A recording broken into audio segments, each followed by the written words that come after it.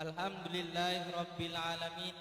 Assalatu wassalamu ala asrafil anbiya'i wal mursalin Sayyidina wa maulana Muhammadin wa ala alihi wa sahbihi ajma'in. Amma ba'd. Pertama-tama marilah kita panjatkan puji syukur kita kehadirat Allah Subhanahu wa taala atas rahmat dan inayahnya kita dapat berkumpul pada malam ini di Masjid Subul Salam dalam kegiatan Maulid Nabi besar Muhammad sallallahu alaihi wasallam. Salawat serta salam tak lupa kita senantiasa tercurahkan dan terlimpahkan kepada junjungan kita Nabi besar Muhammad sallallahu alaihi wasallam yang telah membimbing umat manusia ke jalan yang lurus, jalan yang diridhoi oleh Allah Subhanahu wa taala. Yang saya hormati Ketua Masjid Subul Salam Bapak Ustadz Haji Susanto LCM PDI, yang saya muliakan penceramah pada malam ini Ustadz Dr. Andes Haji Ahmad Haris MSI. Mohon maaf, yang saya muliakan penceramah pada malam ini Ustadz Dr. Haji Ahmad Haris MSI. Yang saya hormati pengurus masjid, Ustadz Ustazah, tokoh-tokoh masyarakat dan jamaah yang sudah hadir pada malam ini. Baik, saya akan membacakan susunan acara pada malam ini. Yang pertama, pembukaan. Yang kedua, pembacaan ayat suci Al-Quran. Yang ketiga, sambutan ketua masjid. Yang keempat, ceramah dan dilanjutkan doa. Yang kelima, penutup. Marilah kita buka acara pada malam ini dengan membaca basmalah. Selanjutnya, mari kita dengarkan dengan seksama pembacaan ayat suci Al-Quran yang akan dilantunkan oleh saudara Saifullah Al-Kafi. Waktu dan tempat saya persilahkan.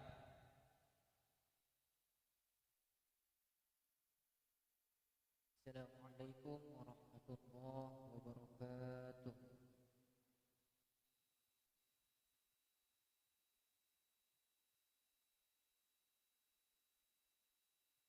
A'udzu billahi minasy syaithanir rajim.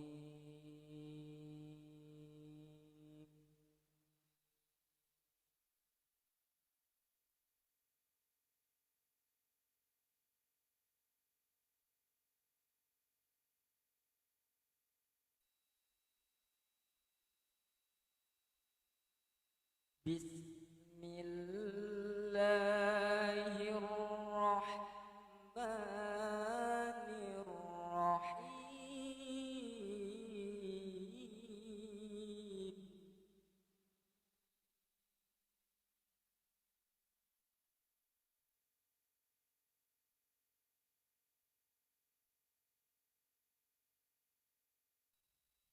Laqad kana lakum fi rasulillahi uswatun hasanah.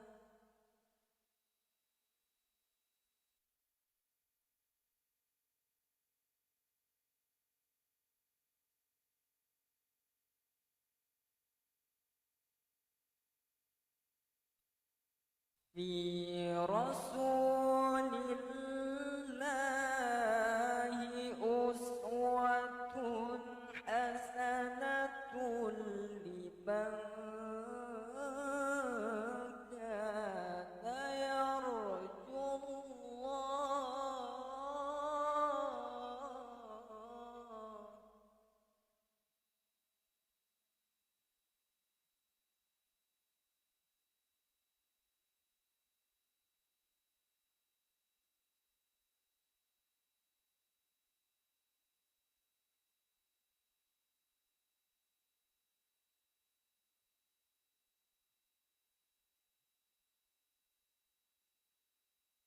لمن كان يرجو الله واليوم الآخر وذكر الله كثيرا.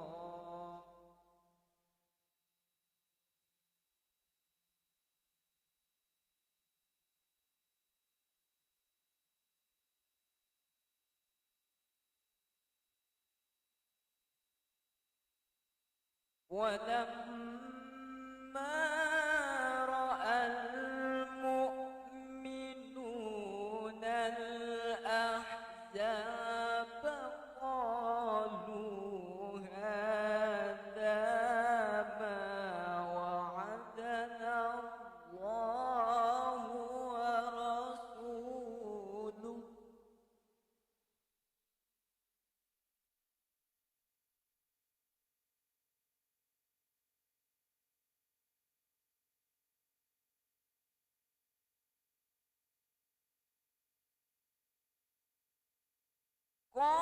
قالوا هذا ما وعدنا الله ورسوله وصدق الله ورسوله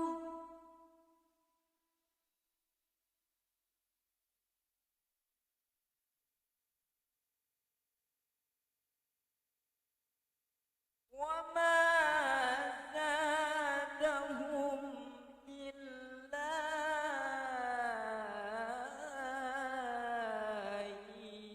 إيمانا وتسليما.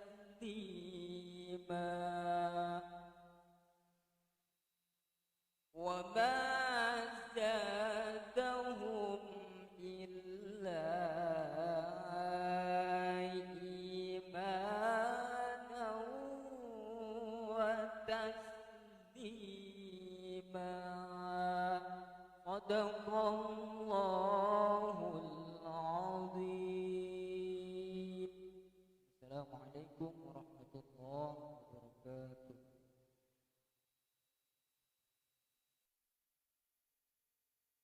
Terima kasih kepada saudara Saifullah. Semoga dengan bacaan Al-Quran tadi bermanfaat bagi yang membacanya dan bagi kita semua yang mendengarkannya. Amin, amin, amin ya Rabbal Alamin.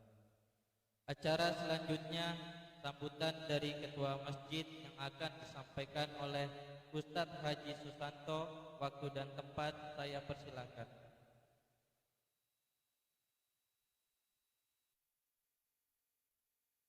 Assalamualaikum warahmatullahi wabarakatuh. Bismillahirrahmanirrahim. Alhamdulillahi rabbil alamin. Allahumma salli wa sallim ala sayyidina Muhammad wa ala alihi wa sahbihi wa barik wa sallim ajma'in. Amma ba'du. Alhamdulillah, bersyukur kepada Allah Subhanahu wa taala sampai saat ini kita masih diberikan sehat walafiat, panjang umur. Mudah-mudahan Allah selalu membimbing kita sehingga kita termasuk hamba-hamba Allah yang bersyukur dan istiqomah menjalankan perintah Allah. Salawat dan salam selalu kita haturkan pada Nabi besar Muhammad sallallahu alaihi wasallam. Mudah-mudahan kelak kita semua mendapatkan syafaatnya Rasulullah sallallahu alaihi wasallam. Amin ya rabbal alamin. Yang kami hormati, kami muliakan guru kita, Guru Ustadz Dr. Ahmad Haris MSI, yang malam hari ini beliau akan menyampaikan tausiah. Mudah-mudahan Bapak Ibu semua nanti kita bisa mengambil hikmah, mengambil pembelajaran, dan juga bisa kita amalkan dalam kehidupan sehari-hari. Beliau ini adalah salah satu dosen UIN Samarinda dan juga termasuk pakar ilmu gaib guru. Beliau ini pakar faraid. Jadi kalau berhitung-hitung orang meninggal, beliau ini urusannya. Yang kami hormati para ustaz, ustazah, tokoh-tokoh masyarakat, para sesepuh, ketua RT, Bapak Ibu sekalian, anak-anak kami yang kami cintai. Mudah-mudahan berhadirnya kita di masjid yang kita cintai ini semuanya mendapatkan barokah dari Allah Subhanahu wa taala. Amin ya rabbal alamin. Bapak Ibu rahimakumullah, pertama kami sangat mengucapkan banyak-banyak terima kasih kepada jamaah masjid, warga sekitar Masjid Subul Salam yang sudah membantu menyukseskan acara maulid pada malam hari ini, baik yang menyumbang nasi kotak dan menyumbang yang lainnya yang tidak bisa kami sebutkan. Mudah-mudahan bernilai pahala di sisi Allah Subhanahu wa taala.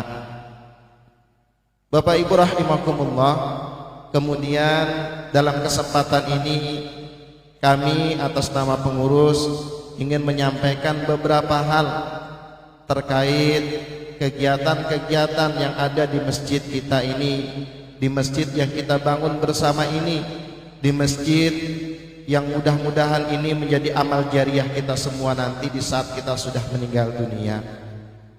Di Masjid Subul Salam ini Bapak Ibu ada kegiatan-kegiatan pengajian rutin baik malam hari ataupun subuh hari dengan jadwal-jadwal yang sudah tertera di papan pengumuman.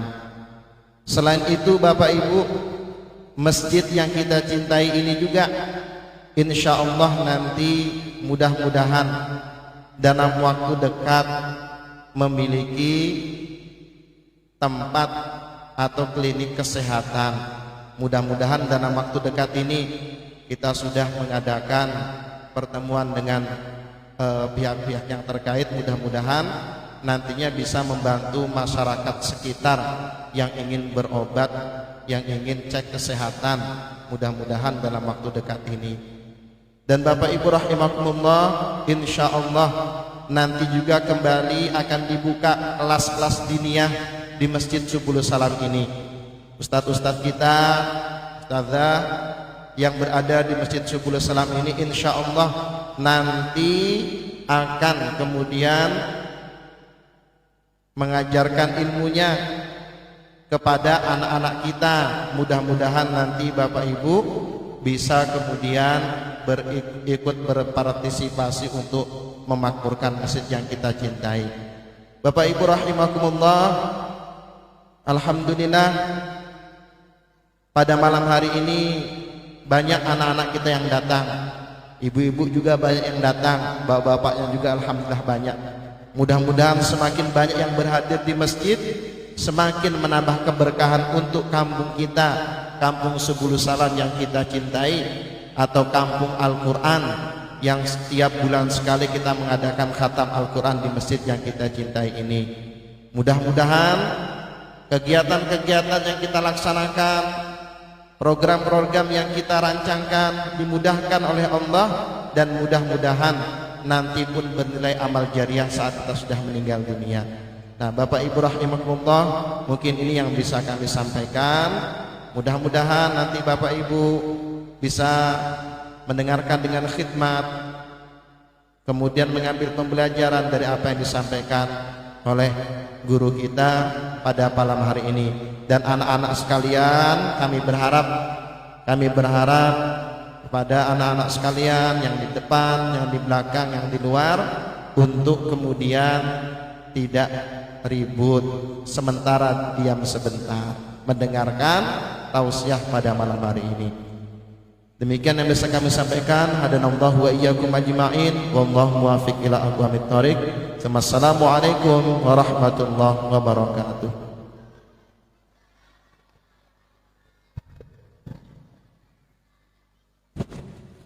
Terima kasih kepada Ustadz Haji Susanto yang telah memberikan sambutan pada malam hari ini. Tibalah kita pada acara inti yaitu ceramah agama yang akan disampaikan Ustadz Dr. Haji Ahmad Haris MSI. Waktu dan tempat saya persilakan. Allahumma sholli ala Sayyidina Muhammad.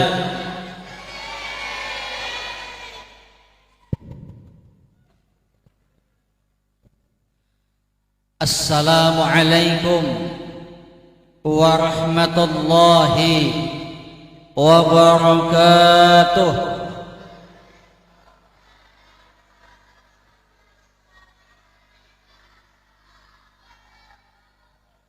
Bismillahirrahmanirrahim. Alhamdulillahi rabbil alamin. Allahumma salli ala Sayyidina Muhammadin al-amin wa ala alihi wa sahbihi ajma'in, amma ba'd.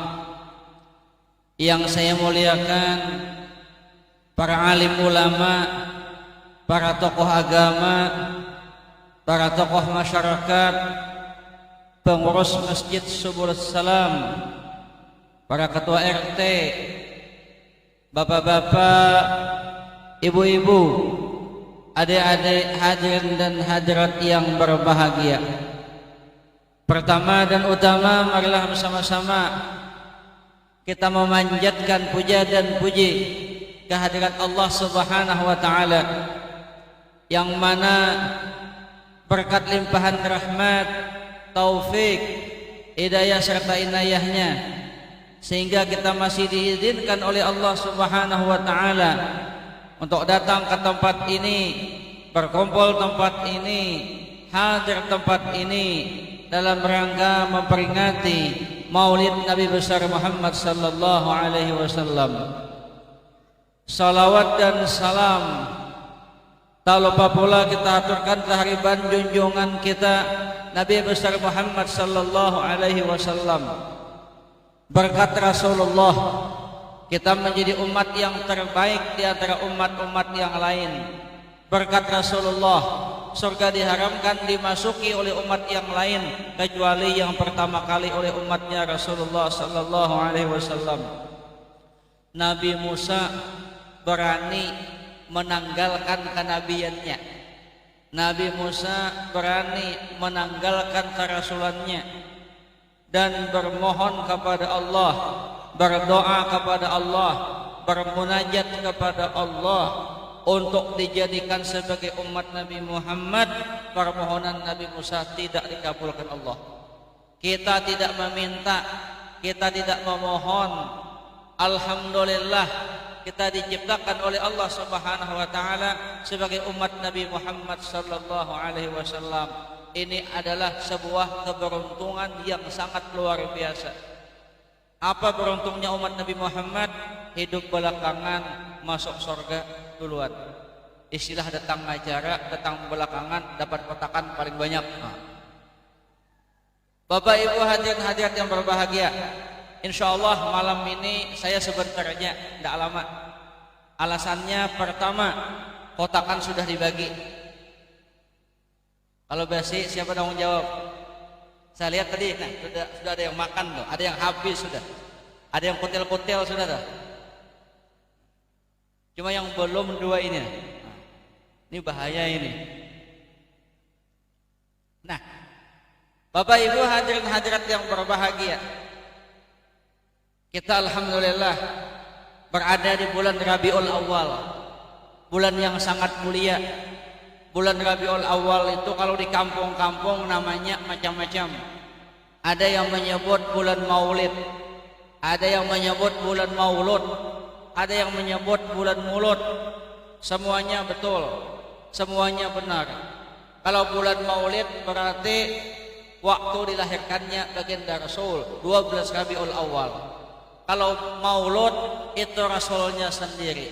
Kalau bulan Mulud kita yang makanannya. Sebab biasanya bulan Rabiul Awal identik dengan makan-makan. Di mana aja beracara mesti makan. Dan hebatnya orang Samarinda Pak, tidak ada di seluruh dunia yang ada cuma orang Samarinda Pak. Pohon bertelur di Samarinda aja. Tidak ada tempat lain. Di sini masih mending, Pak. Kemarin ulun ngisi acara, rasanya pohon ini 10 lebih. Habis acara selesai, badan ulun tuh langsung dikelilingi pengawal. Bingung, ternyata anak-anak orang tua berebut semuanya, tahampur semua.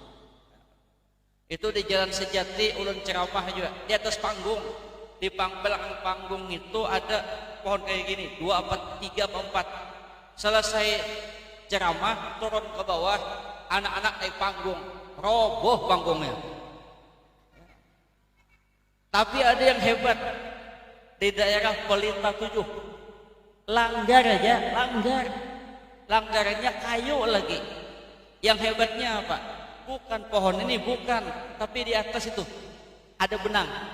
Nah, bukan sekadar benang, duitnya bukan 1.000, 2.000, 20.000. Bayangkan, nano-nanonya yang besar.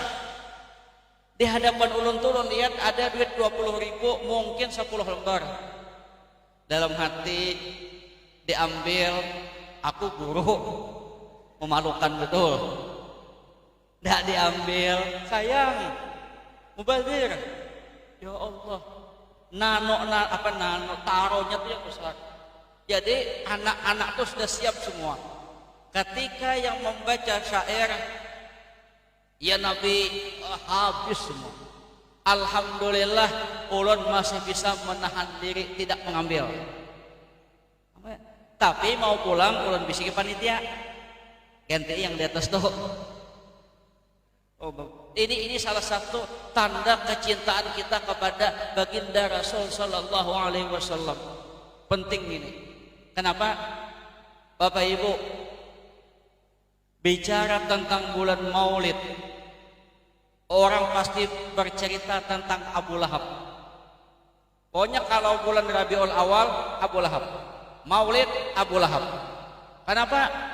Abu Lahab itu orang yang paling membenci Rasul, orang yang paling tidak suka dengan Rasul, padahal paman sendiri bukan orang lain.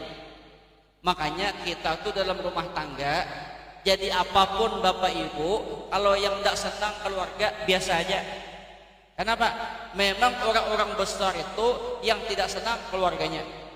Pertama contohnya siapa? Nabi Nuh. Yang tidak senang siapa? Anaknya. Yang kedua Nabi Lot.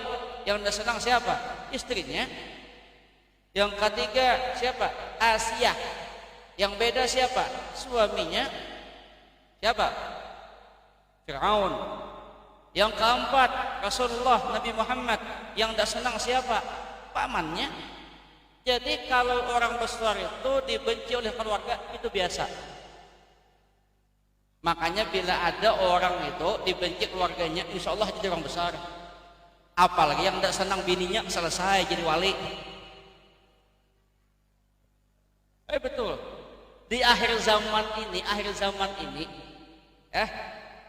kalau ingin jadi wali itu cepat naiknya, cari istri yang pemarahan. Cepat naik jadi wali. Betul. Asal sabar. Sabar.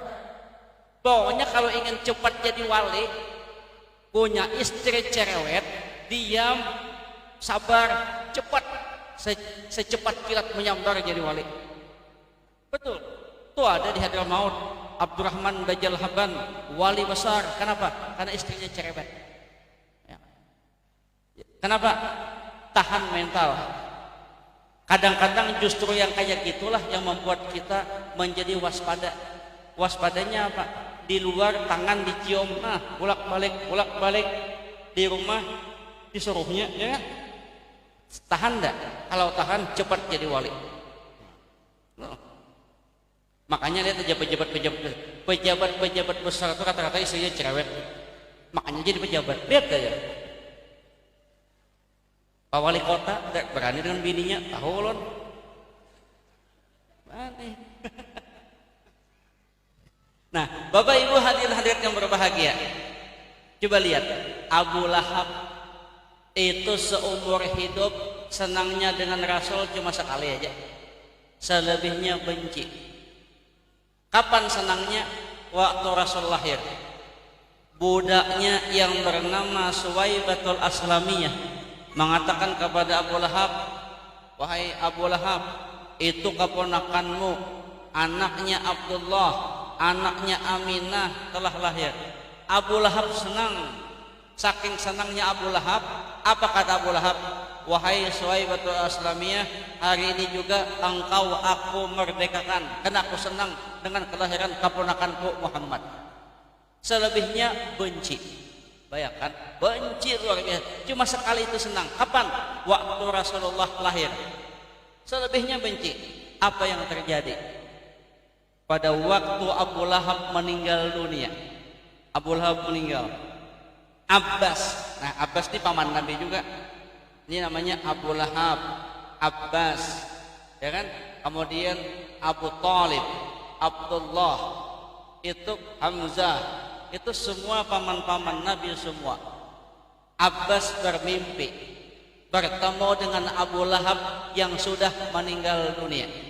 Nah, di dalam mimpinya Abbas bertanya kepada Abu Lahab. Kata Abbas, hab-hab katanya. Ini Abu Lahabnya orang Banjar lah. Apa kabar dalam kubur?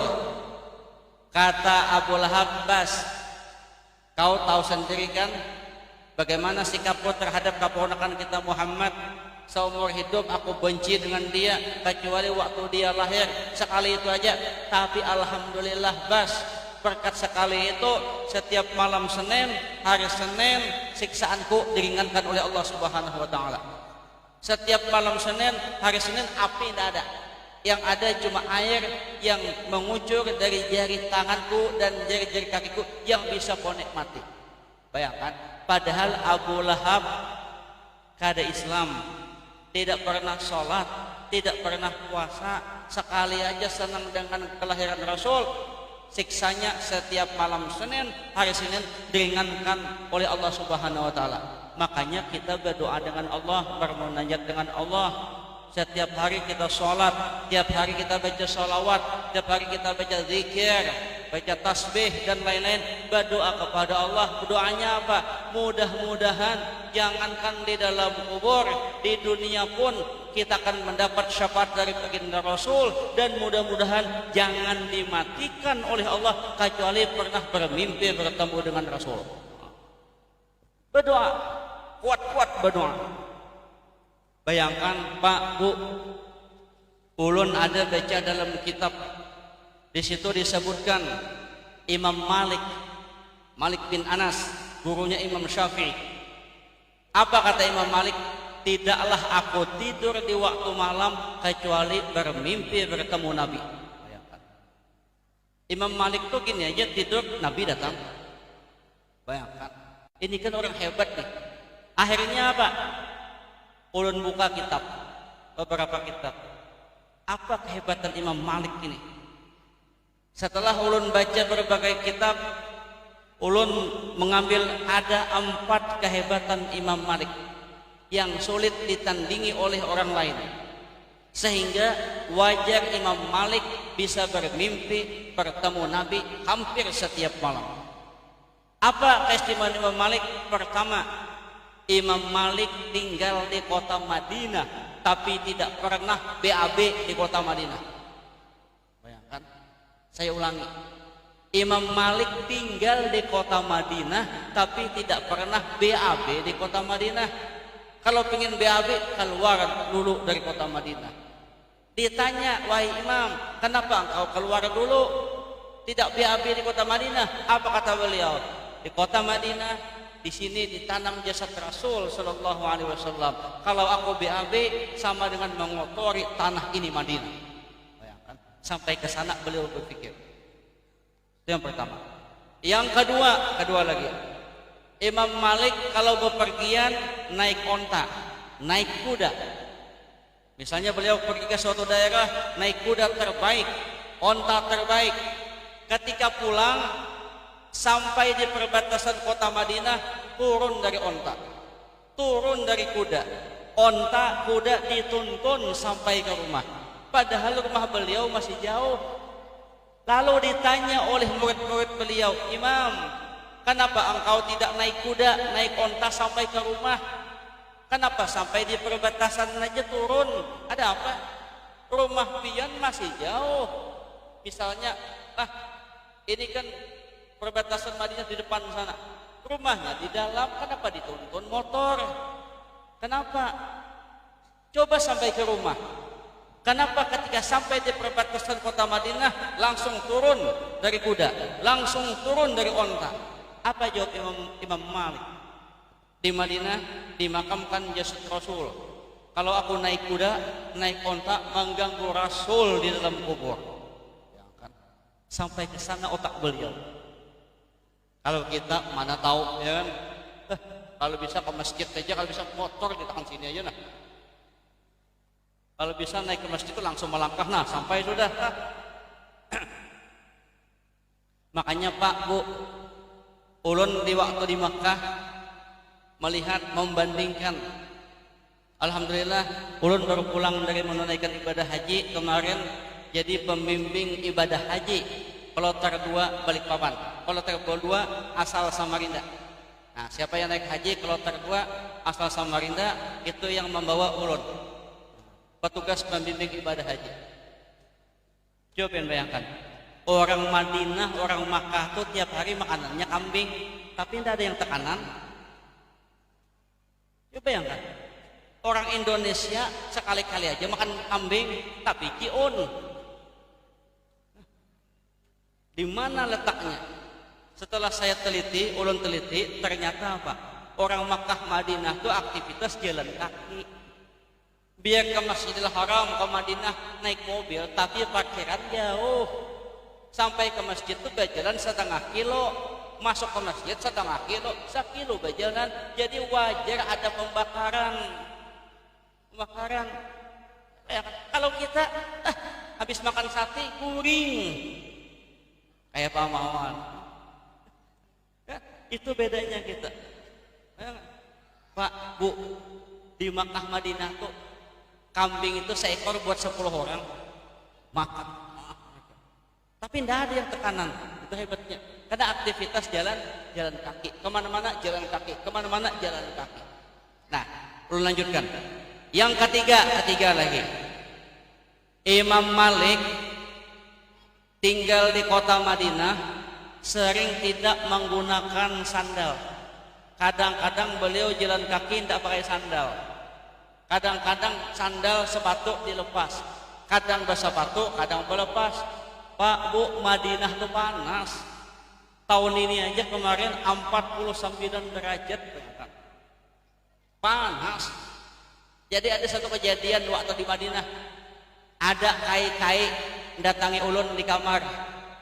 Apa kata kai? "Guru, bisa minta tolong kah?" "Minta tolong apa?" Ujar ulun. "Itu nah, pian kan bisa ngomong bahasa Arab, tolong sampaikan kepada petugas hotel di bawah. Ada apa kai? Kayaknya di kamar mandi kami itu konslet." "Konslet kenapa kai?" "Ulun buka, Guru, yang warna biru panas banyunya, yang warna merah panas, yang buat kloset panas. Ini konslet ini." Nah, jadi diam sebentar ulun. Lalu ulun sampaikan, "Kai, pian punya tandon lah di Samarinda?" "Punya." "Nah, di Samarinda berapa derajat kai?" 32, 33, 34. "Nah, kai, pian di Samarinda tandon pian itu jam 10 siang, kemudian panas kan? Di bawahnya itu kan ada keran. Pian buka, panas dah bajunya." "Panas," kata kai. "Apalagi Madinah kai, pipanya tuh terbakar. Di Indonesia aja kita 34 derajat dia panas, apalagi Madinah 49. Ulun pernah keluar malam, kadang-kadang jadi piket malam, piket jam 1 malam di Mekah, keluar dari hotel. Memang malam itu sunyi, sepi, gelap, tapi hawanya seperti tengah hari tempat kita. Bayangkan, panas. Nah, yang ingin saya sampaikan tadi gini, Imam Malik di Madinah sering tidak memakai alas kaki. Kadang memakai alas kaki, kadang tidak. Ditanya oleh murid beliau, Imam, kenapa jarang pakai alas kaki? Apa kata beliau? Aku itu kadang-kadang tidak pakai alas kaki. Siapa tahu tanah yang kuinjak ini pernah diinjak oleh baginda Rasul Sallallahu Alaihi Wasallam. Ayo bayangkan hebatnya sampai ke sana. 3 sudah. Yang keempat lagi, Imam Malik itu mengajar hadis. Makanya kitabnya kitab Al-Muwatta, itu hadis.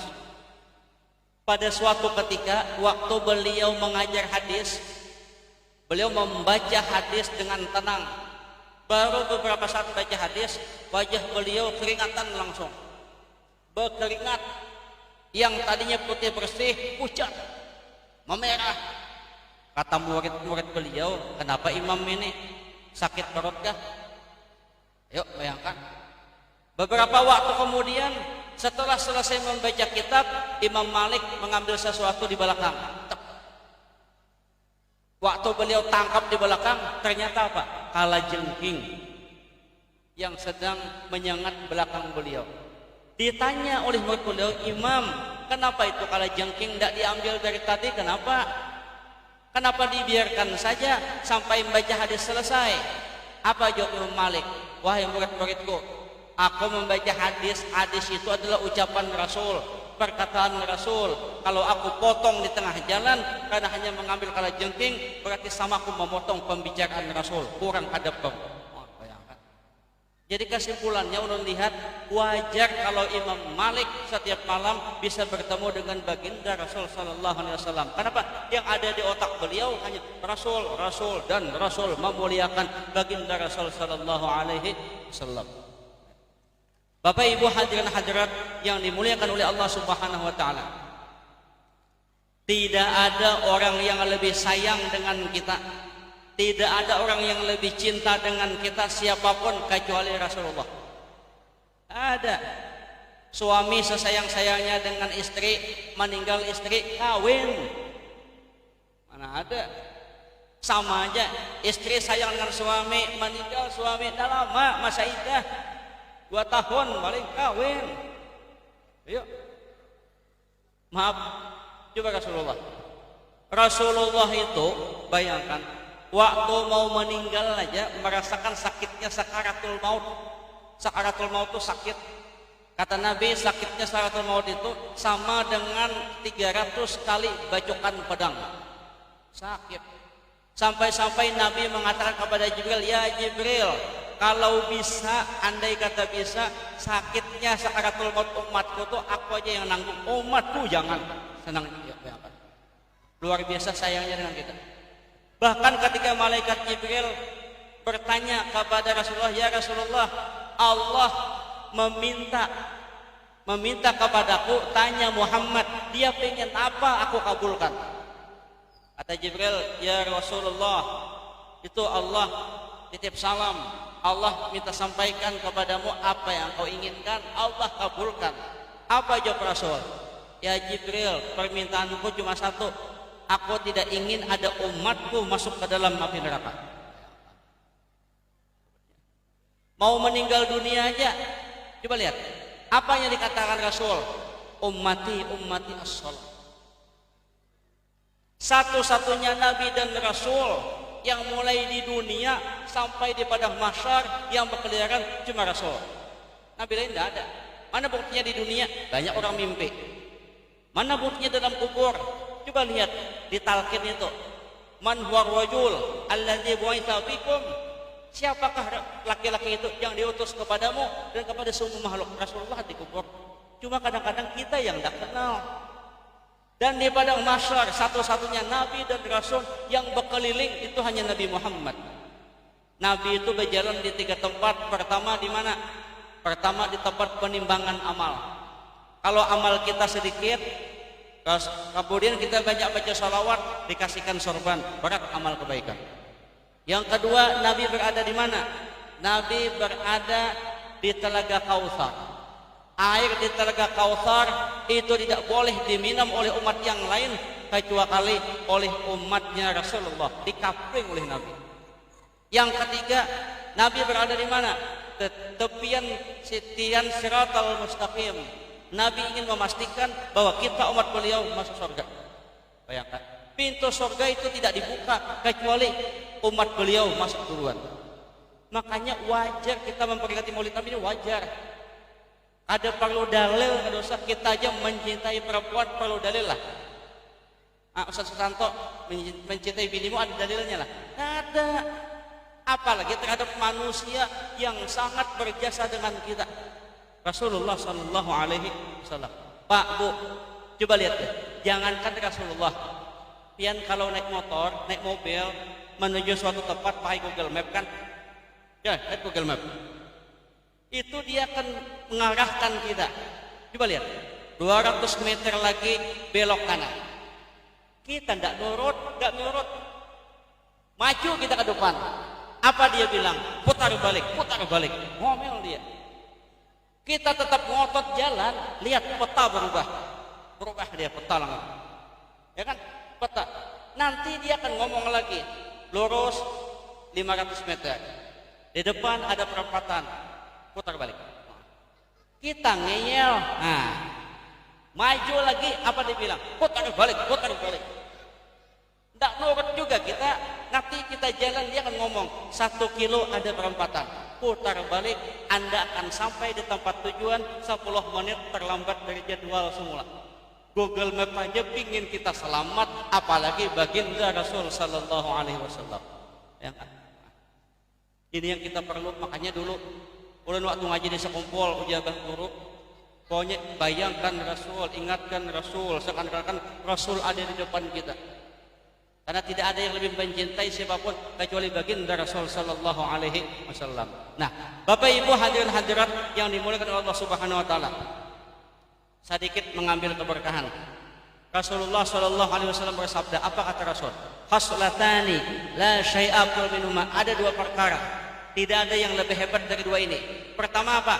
Al imanu billah, iman kepada Allah. Nah, kita ini harus punya iman seperti keyakinan anak kecil. Coba lihat anak kecil tuh, ada? Pernahkah melihat anak kecil tuh pusing, ada kan? Tidak ada. Pernahkah melihat anak kecil itu kayak berpikiran banyak? Tidak ada. Ada kan? Tidak ada.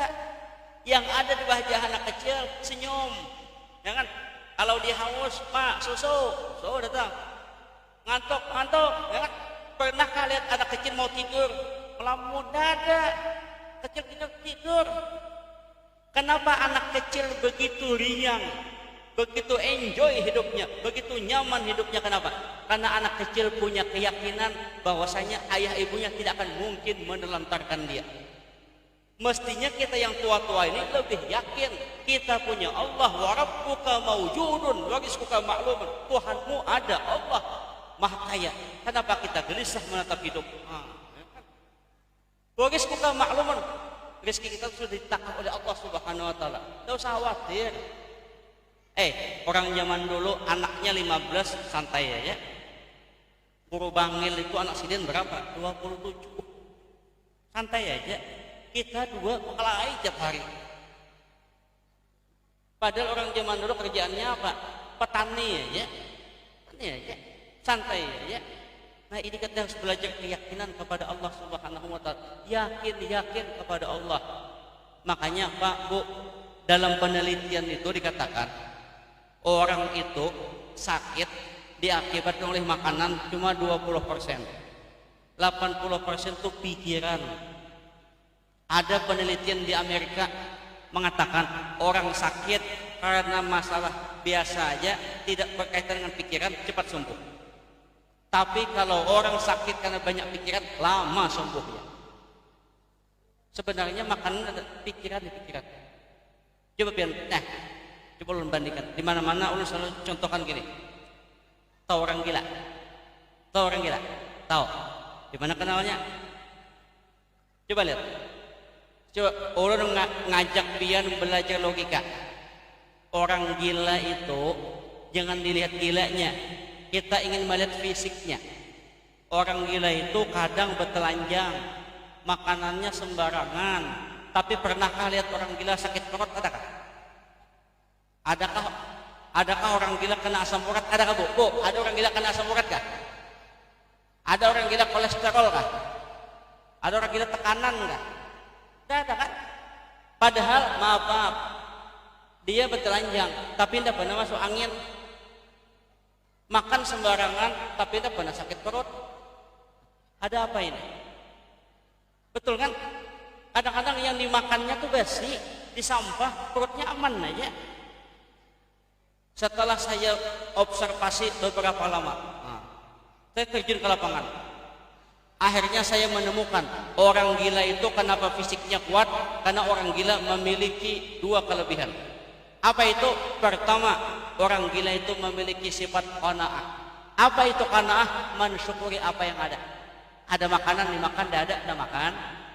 Ada baju dipakai, tidak ada, bertelanjang. Simpel hidupnya. Dan satu kehebatan orang gila kalau dia makan tidak pernah melihat piring orang. Tidak pernah. Dia kalau makan aja. Beda dengan kita. Kita sambil makan yang kita lihat piring kawan, sehingga makanan kita tidak nikmat. Lihat kawan, badannya kecil 3 piring. Ayo, yang paling sederhana nih malam nih, coba lihat. Coba lihat, ini kotakan kan, sama kotakan. Ya, dibagi masing-masing dapat 1. Kotaknya sama, reseknya sama, isinya sama, tapi ulun punya keyakinan di antara bapak ibu mesti ada yang nanya temannya, punyamu isinya apa? Tidak yakin. Ya, itu kan tidak yakin.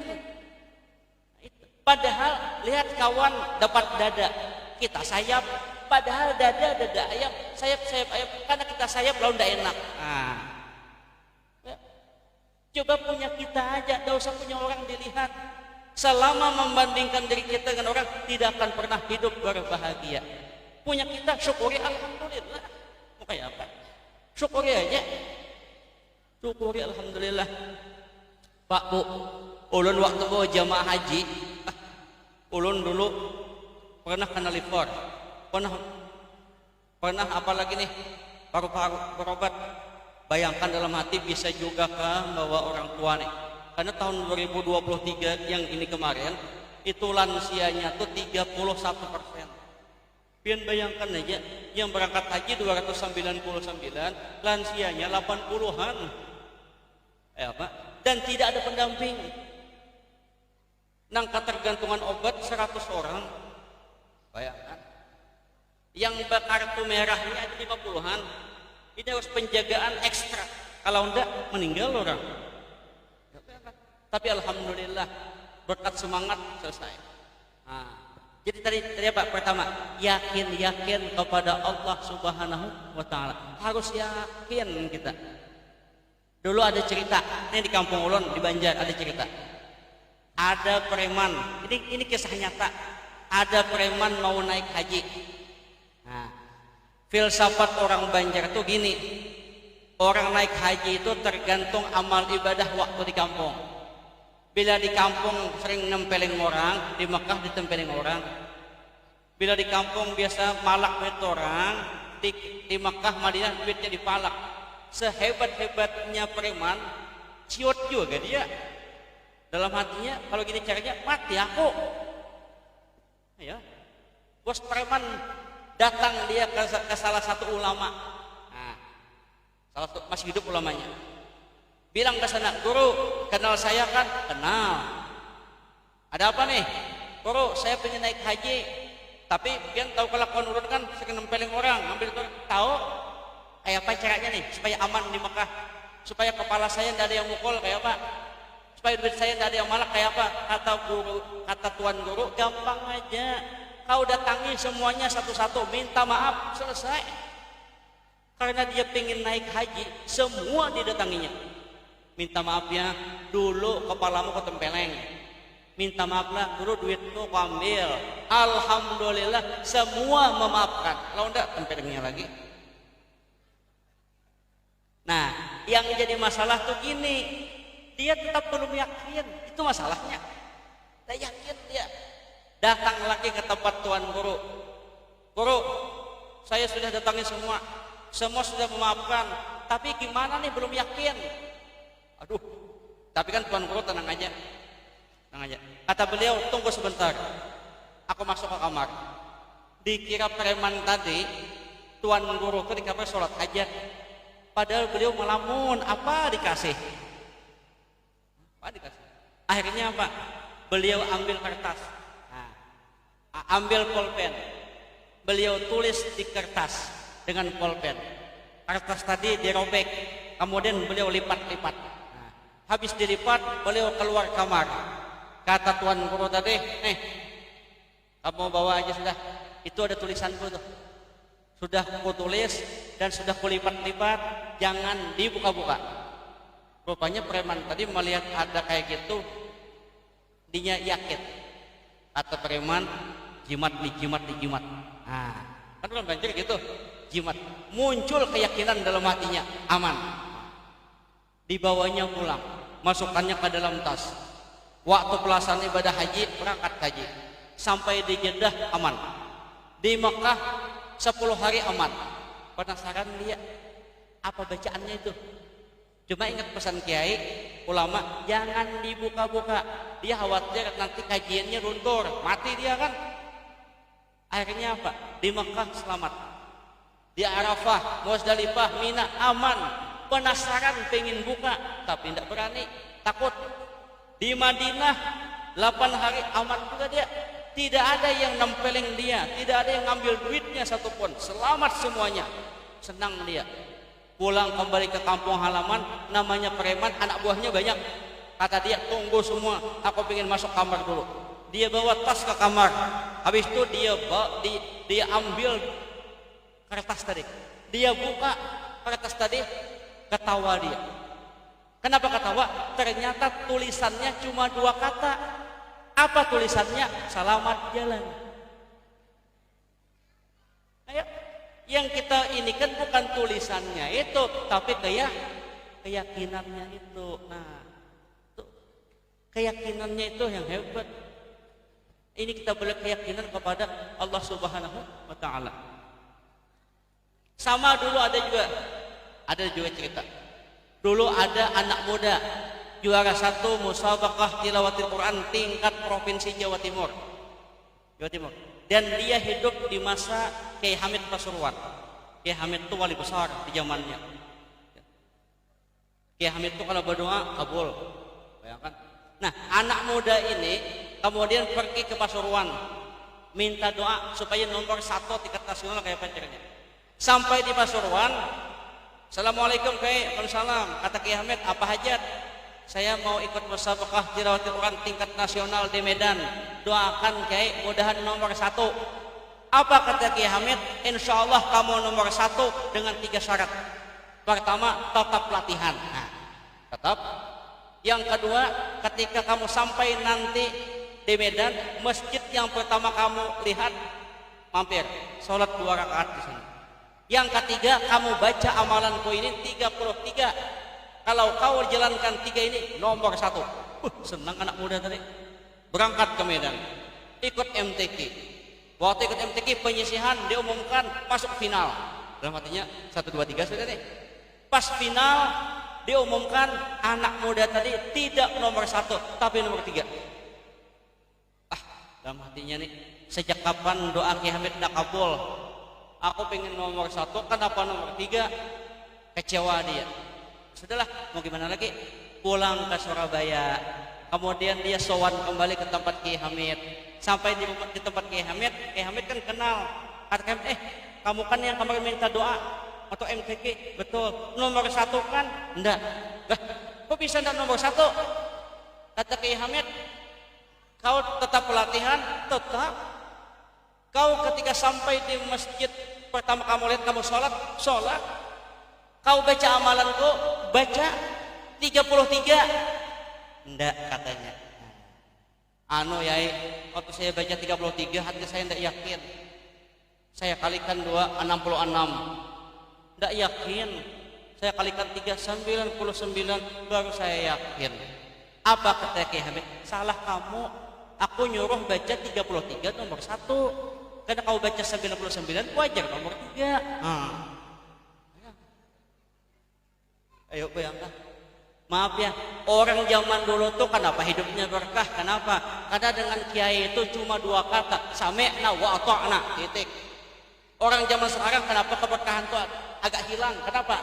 Karena dengan kiai itu sami'na wa rafatna wa samirna wa iza cocokna wa masuk akalna, wa ata'na, kepanjangan. Tidak berkah. Ya, itu yang pertama. Yang kedua, wan nafolil muslimin, hidup itu kayak pajak, berberkah dengan orang lain. Itu aja. Yang penting gini, hidup itu selalu berbuat baik. Orang lain mau membalas atau tidak bukan urusan kita. Suami berbuat baik dengan istri membalas kan bukan urusannya. Tidak usah. Kita berbuat baik kepada orang, dia mau baik atau tidak bukan urusan kita. Nabi mengatakan wallahu fi aunil abdi ma damal abdu fi auni akhi. Allah senantiasa menolong hambanya selama hamba itu menolong saudaranya. Pokoknya sudah bantu aja.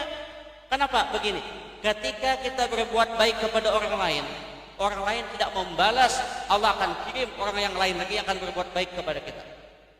Kita berbuat jahat kepada orang lain tidak berani balas. Jangan sombong, Allah akan kirim orang lain yang akan berbuat jahat kepada kita. Intinya apa? Tebarkan kebaikan, berbuat baik, jangan minta balasan. Saja, singkat hidup. Pokoknya kayak apa? Baik dah. Yang sakit kepala tuh kalau minta balasan, kalau kita pusing. Terakhir. Nah, Rasulullah tuh mau wafat, apa yang katakan? As-salat, 5 waktu dijaga. Nah. Katanya sih ada kesehatannya, ada pendidikannya. 5 waktu, maaf Bapak Ibu ya, kalau masalah ibadah, orang Makkah, orang Madinah kalah dengan orang Samarinda. Orang Samarinda ini ibadah kuat, kalah orang Makkah, kalah orang Madinah. Kalau bertasbih hebat orang Samarinda. Cuma kelemahan orang Indonesia satu, apa itu? Tahajud kuat, 10 rakaat, 20 tahan. Tapi subuh kadang-kadang jam 7. Badoha kuat 8, 12 tahan doha. Tapi zuhur jam 2. Itu kelemahan Indonesia. Orang Arab itu tahajud biasa-biasa aja. Tapi kalau sudah mau waktu sholat 5 waktu, tinggalkan semua. Ulun pernah ngetes di Zam-Zam Tower itu ada kalau yang tulisan jam itu. Di bawah itu pusat perbelanjaan terbesar. 5 menit lagi azan isya, datang ke situ ulun mau beli sesuatu. Apa dia bilang? Afwan ya habibi, maaf. Nahnu nurid an nusalli isya. Kami ingin sholat isya dulu. 5 menit tinggalkannya kita. Coba kalau kita jangan ke 5 menit, amat aja masih hakon.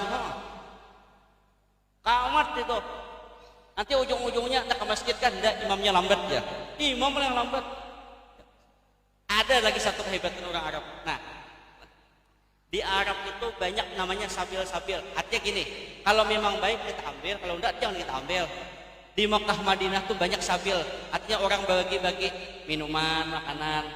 Dan biasa orang Arab tuh gini, 1 halal, 2 haram. Tidak ada yang berani ngambil 2. Itu hebatnya orang Arab. Makanan kah, minuman kah, dia bilang 1 halal 2 haram, semua ngambil 1.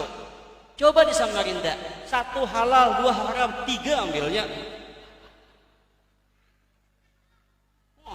Pulang maulid Nabi gak iya betul. Nasi kotak 4. Astagfirullahaladzim. Nah, kenapa saya bilang sholat tadi begini? Ini sholat itu kuncinya ibadah kita. Kalau sholat baik. Makanya gini, coba lihat, saya ajak berpikir lagi. Pian punya motor, punya mobil. Kalau ada rusak, kemudian ada kuncinya, misalnya kuncinya yang dicari nomor kunci 15, ya kan? Pian tak punya, yang ada kunci 17. Bisa kamu perbaiki? Tidak bisa. Andai kata bisa pun tidak sempurna, waktunya lama, ya kan? Lama. Kenapa tidak bisa? Tidak sesuai. Demikian juga dengan sholat.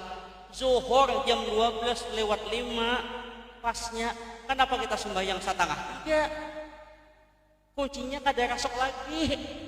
Ayo, betul kan? Coba deh, betul. Itu sama dengan kunci ibaratnya. Ya kan?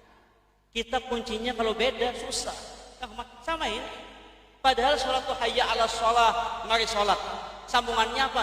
Hayya 'alal falah, mari menuju kemenangan. Siapa yang ingin menang? Sholat. Kian hati aja tuan guru, ulama-ulama. Adakah ulama itu yang lelah bercari? Tidak ada. Itu ulama-ulama itu santai aja. Kenapa? Ulama-ulama itu yang dia jaga 5 waktu. Lihat anak-anak pondok pesantren itu sekolah dia bodoh, mongol, naik kelas, tetapi 5 waktu wajib. 5 waktu terlambat hukumannya berat. Kalau menjawab soal salah masih mending. 5 waktu penekanannya.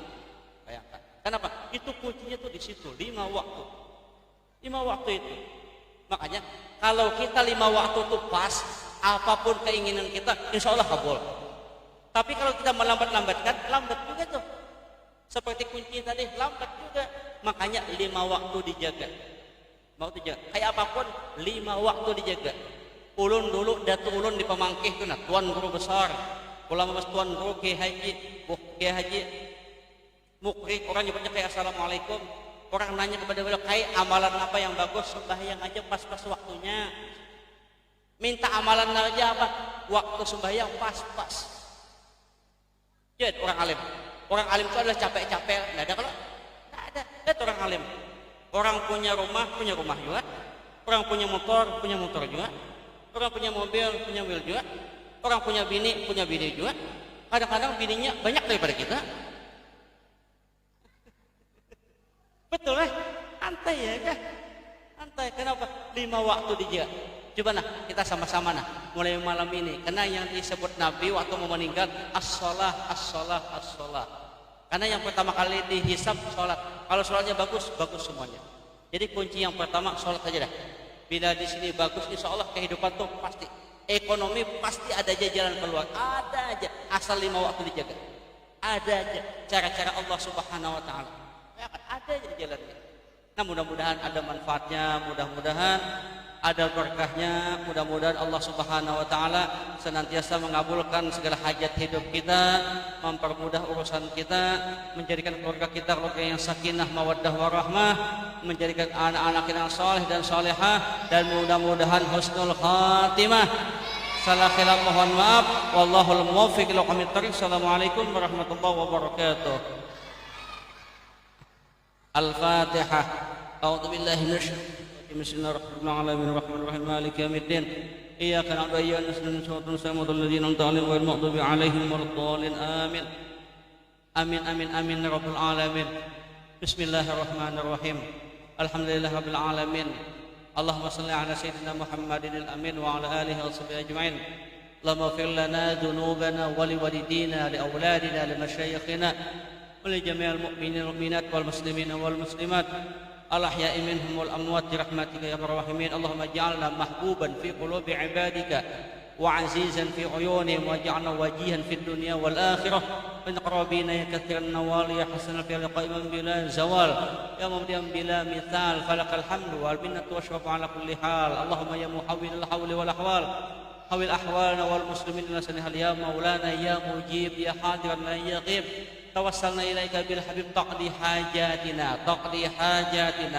حاجاتنا والمسلمين قريب. اللهم اهدنا بهداك واجعلنا ممن يسر الخير ولا تولنا وليا سواك وتجعلنا ممن خلق من قواس واصبرنا المكر ولا حول ولا قوة إلا بالله العلي العظيم. وصل على سيدنا محمد صلاة تغفر بها الذنوب وتصلح بها القلوب وتنطلق بها القصوب وتلين بها الصوب على آله وصحبه من إليه منسوب. وصلى الله على سيدنا محمد وعلى آله وصحبه وسلم. سبحان ربك رب العزة عما يصفون وسلام على المرسلين والحمد لله رب العالمين. تقبل الله منه.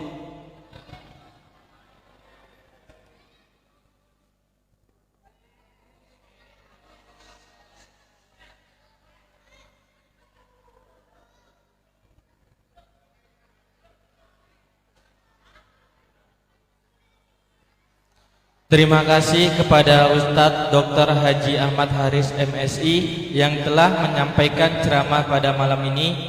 Semoga apa yang disampaikan pada malam ini bermanfaat bagi kita semua. Amin amin amin ya rabbal alamin. Acara selanjutnya ialah penutup. Marilah kita tutup acara ini dengan membaca hamdalah. Demikian acara pada malam hari ini. Saya selaku pembawa acara memohon maaf atas kesalahan yang disengaja maupun tidak disengaja. Wabillahi taufiq wal hidayah. Assalamualaikum warahmatullahi wabarakatuh.